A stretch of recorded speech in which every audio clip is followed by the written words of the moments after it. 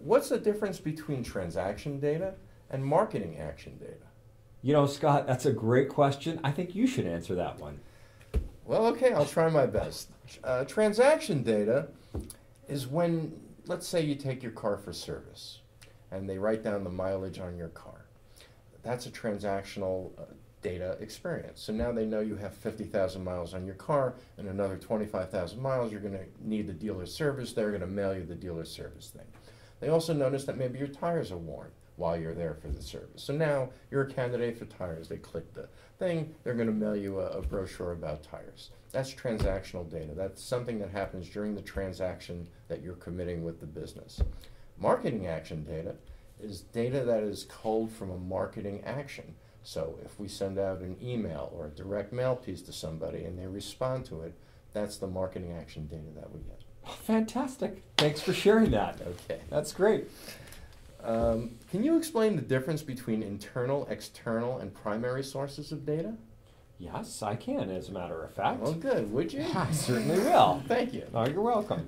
All right, so internal sources of data, as it relates to the question you just brought, is internal sources of data are transactional data, that are purchase history data, monetary data, and response data. When did I respond to a campaign? How frequently did I respond to a campaign? That would be what I would consider internal data.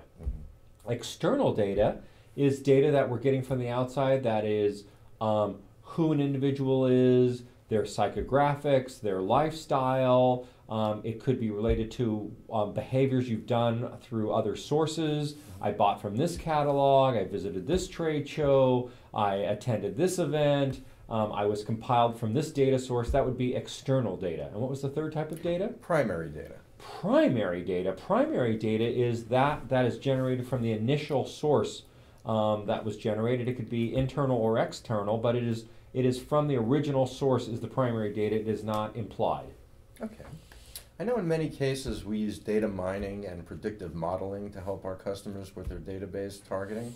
Can you explain those disciplines a little bit? Well, predictive modeling is the process where we are trying to use data to determine what the next likelihood of activity would be, or how we could bucket a population into a group that has a high likelihood to determine an event.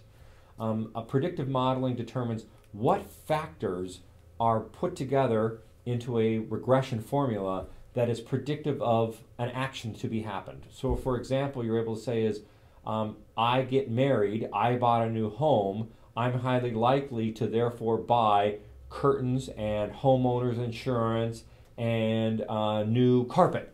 Okay. So there are determinant factors that go into a predictive model, and they each have a different score associated to them of the likelihood of predicting the behavior you're trying to project.